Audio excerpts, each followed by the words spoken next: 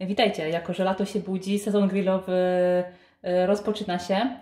Przygotowałam dla nas szybką, pyszną lemoniadę rabarbarową, ponieważ rabarbar właśnie zaczyna się, także postanowiłam go wykorzystać. Mam tutaj kilka łodyg pociętego rabarbaru, około 3.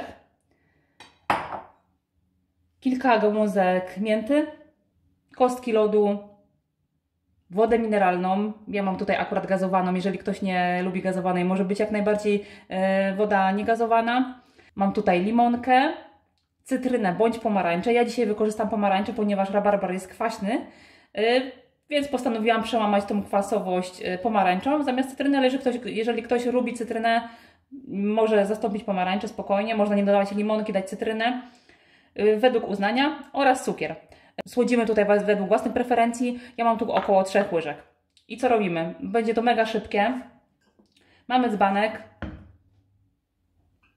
Do dzbanka przesypuję tak 3/4 rabarbaru przygotowanego wcześniej, pokrojonego na takie kawałki około pół centymetrowe. Do tego wrzucam liście mięty. Można je przedrzeć lekko. Następnie wrzucam cukier. Może być oczywiście miód, jak ktoś nie słodzi. Limonkę umytą wcześniej oczywiście, wyszorowaną. Kroję na mniejsze części. Wrzucam ją również. Limonka tutaj świetnie pasuje. Daje taki orzeźwiający posmak i zapach. Super pachnie. Dobra. I teraz gocki do ciasta używamy jako moździerza. Wszystko dokładnie ugniatamy, tak żeby rabarbar puścił soki, żeby mięta puściła soki, no i oczywiście limonka. W międzyczasie oczywiście możemy sobie przemieszać i dalej gnieciemy. Zobaczcie, powstała z tego taka zmiażdżona masa. I teraz wciskam sok z pomarańczy. Uważam oczywiście na pestki.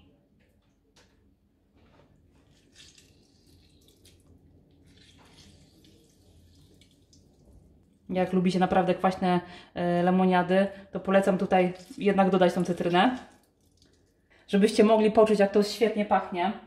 Naprawdę zachęcam Was do spróbowania. Teraz wrzucam kilka kawałków rabarbaru w całości, tak do dekoracji. Wrzucam również kostki lodu. Zalewam to wszystko wodą. Ja mam tutaj wodę gazowaną, tak jak wspominałam. Oczywiście używamy takiej, jak kto lubi. Zalewamy naszą lemoniadę. Oczywiście mieszamy. I super orzeźwiający napój mamy gotowy.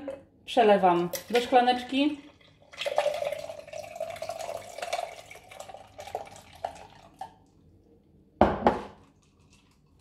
Dla dekoracji wrzucam plasterek cytryny. I nie pozostaje mi nic innego, jak życzyć Wam na zdrowie. Mam nadzieję, że ten przepis Wam się podobał. Zapraszam do pozostałych filmików i do zobaczenia.